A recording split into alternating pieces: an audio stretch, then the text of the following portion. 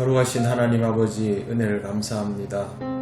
하나님께서 우리에게 오늘을 허락하셨사오니 오늘도 우리가 하나님의 말씀을 따라 이 하루를 살아가길 원합니다. 성령님, 우리를 인도하여 주시옵소서. 예수님 이름으로 기도드립니다. 아멘. 찬송가 285장 하나님께 찬양드립니다. 찬송가 285장입니다. 주의 말씀 받은 그날 참 기쁘고 복되도다. 이 기쁜 마음 못 이겨서 온 세상에 전하노라. 기쁜 날 주 나의 죄 다 씻은 날 늘 깨어서 기도하고 늘 기쁘게 살아가리. 기쁜 날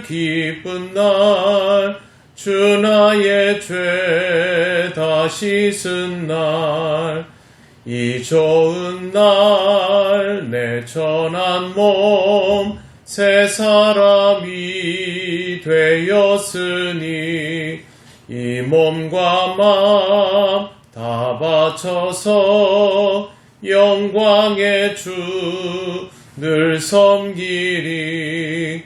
기쁜 날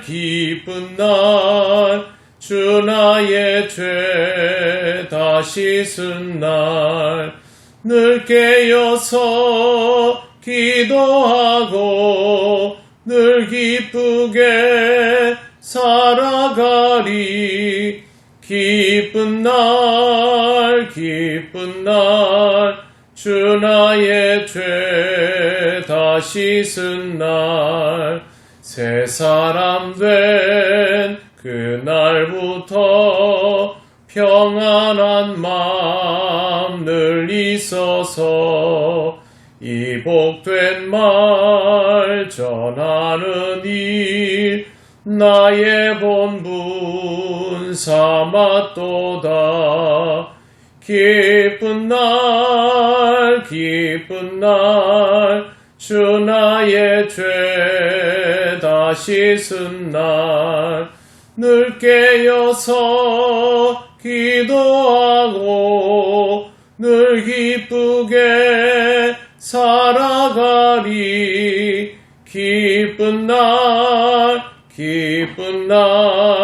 주 나의 죄 다 씻은 날.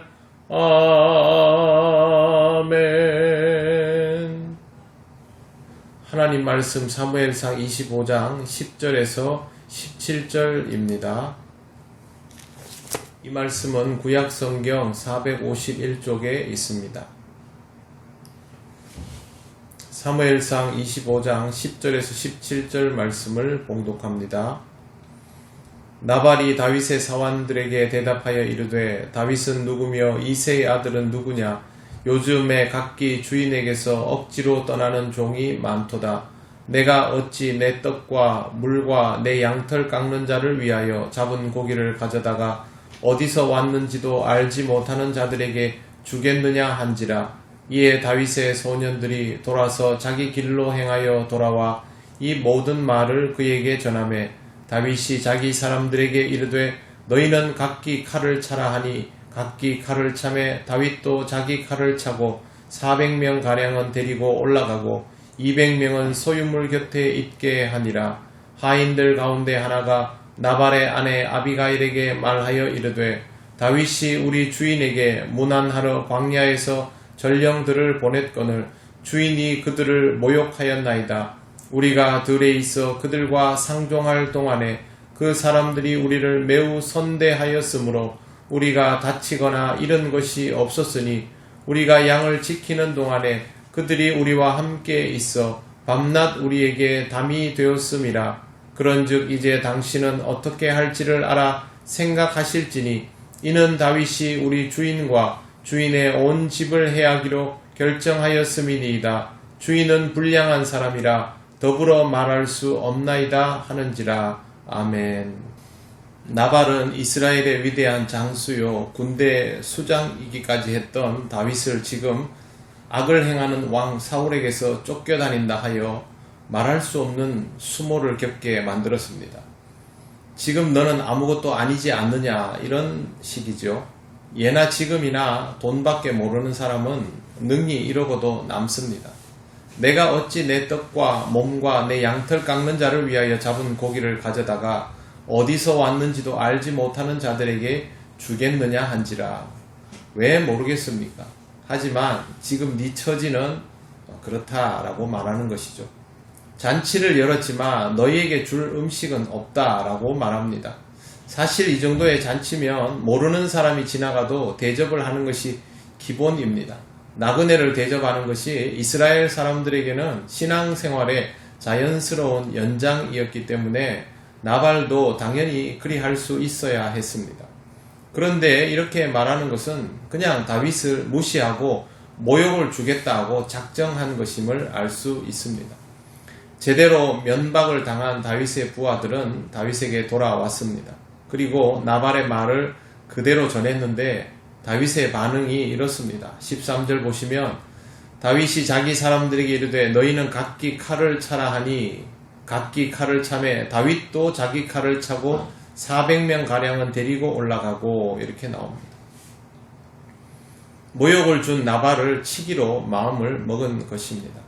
400명은 다윗을 따르고 200명은 소유를 지키게 하였습니다. 사울도 죽이지 않았던 다윗이 나발을 죽이려고 마음먹은 것은 그렇게 잘한 일이라고 볼 수는 없습니다. 그럼에도 불구하고 다윗이 이렇게 행동하는 이유는 모욕을 그만큼 겪었기 때문입니다. 살아가다 보면 이렇게 굴욕적인 상황을 경험할 때가 있습니다. 어쩌면 그냥 삶이 고달픈 것보다 이렇게 굴욕을 당할 때가 더 힘든 것이 인생의 특징이죠. 다윗처럼 힘이 있을 때는 무언가를 했을 거지만 이런 것조차 없다면 아무것도 하지 못하며 좌절만 경험할 것입니다. 지금의 다윗은 비록 예전만은 못하지만 그래도 마음먹으면 움직일 수 있는 몇백의 정예병들이 있지 않습니까? 그러니까 이렇게 할 수 있는 것이죠. 앞서 말씀드린 것처럼 잘한 행동은 아닙니다. 이런 상황을 하나님은 어떻게 판단하실까요? 하나님은 다윗이 이스라엘의 용사이고 최고이기를 바라는 것이 아니라 이스라엘의 미래를 위해서 쓰기를 원하시죠. 그렇기 때문에 하나님은 당연히 이런 상황에도 답을 주십니다. 하나님을 믿는 자는, 하나님의 종은 이런 상황에서 하나님이 주시는 답을 따라 살아가는 것이 옳습니다. 이러는 중에 나발의 하인 하나가 나발의 아내 아비가일에게 다윗에 대한 소식을 전합니다.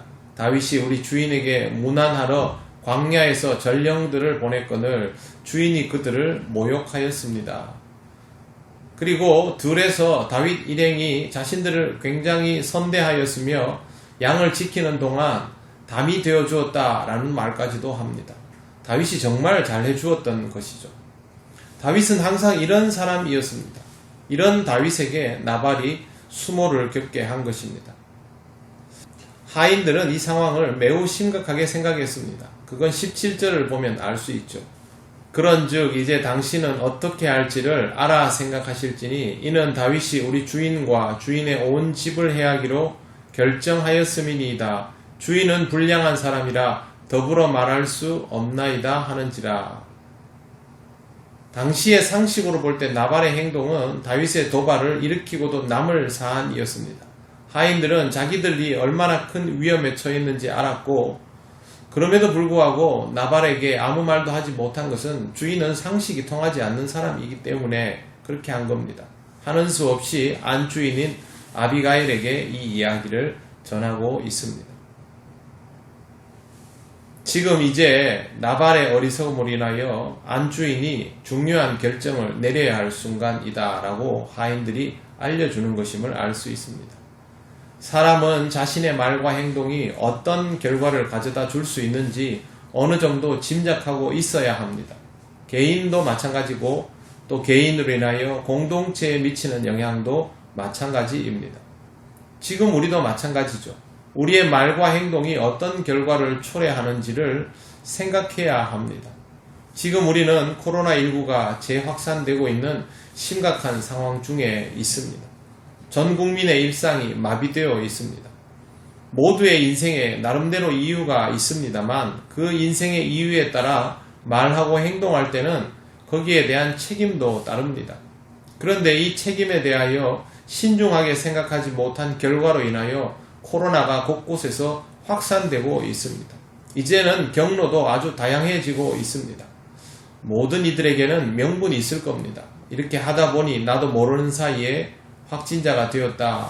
그때는 그곳에 갔어야 했고, 그때는 그 일을 했어야 했고, 그 사람을 만났어야 했고, 하지만 이런 것들이 그들과 함께 살아가야 하는 공동체 구성원들에게 막대한 피해를 주고 생명을 앗아갈 수도 있다라는 사실을 잊지 말아야 합니다.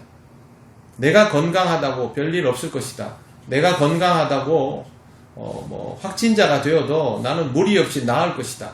그게 중요한 것이 아니다는 것이죠. 나발 한 사람 때문에 지금 나발의 말을 듣고 따르던 가족과 하인들이 모두 토벌당하게 생겼지 않습니까? 사람이 어리석지 않을 수 있는 방법은 의외로 간단합니다. 자신이 하는 말과 행동이 자신에게 어떤 결과로 돌아올지를 염두에 두고 살아가는 것입니다. 내 말과 행동이 나와 함께 살아가는, 내가 아끼고 사랑하는 사람들에게 어떤 영향을 미칠지를 생각하며 살아갈 필요가 있습니다. 신앙생활은 결코 개인적일 수 없습니다. 그리고 신앙생활은 제사 또 예배 행위로만 모든 것을 대변할 수도 없습니다. 나발이 하나님께 제사를 지내는 사람이겠습니까? 그렇게 하지 않는 사람이겠습니까? 당연히 하나님 앞에 제사 지내는 사람이죠.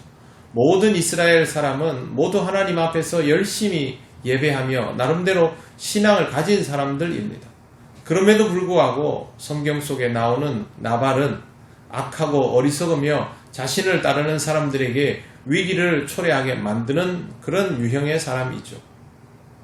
사랑하는 성도 여러분, 자신의 판단을 따라 살아왔겠지만 그것에 대한 책임을 생각하면서 더 지혜로워져야 할 순간이 있습니다. 말씀을 통하여 항상 지혜롭게 살아가셔서 여러분의 판단과 행동이 하나님의 역사 속에서 여러분을 복되게 하고 여러분 곁에 있는 사람들에게 유익을 줄 수 있는, 지혜를 나누어 줄 수 있는 그런 사람들이 되시기를 바랍니다. 그것이 하나님의 자녀가 가야 할 길입니다. 기도드리겠습니다. 거룩하신 하나님 아버지, 은혜를 감사합니다. 우리의 신앙생활이 점점 더 하나님께 가까이 나아가며 하나님의 지혜를 얻으며 그 지혜로 이 세상을 살아가는 과정 중에 있기를 원합니다. 어렵고 힘든 시대이지만 하나님의 말씀 앞에서 날마다 지혜로워지는 우리들 되게 하시고 우리와 함께하는 사람들에게 하나님의 길을 보여줄 수 있고 그들을 유익하게 하며 구원할 수 있는, 구원의 길로 인도할 수 있는 그런 사람들이 되게 하옵소서. 오늘도 우리의 길을 하나님께 맡기오며 예수님 이름으로 기도드립니다. 아멘. 하늘에 계신 우리 아버지, 아버지의 이름을 거룩하게 하시며 아버지의 나라가 오게 하시며 아버지의 뜻이 하늘에서와 같이 땅에서도 이루어지게 하소서. 오늘 우리에게 일용할 양식을 주시고 우리가 우리에게 잘못한 사람을 용서하여 준 것 같이 우리 죄를 용서하여 주시고 우리를 시험에 빠지지 않게 하시고 악에서 구하소서. 나라와 권능과 영광이 영원히 아버지의 것입니다. 아멘.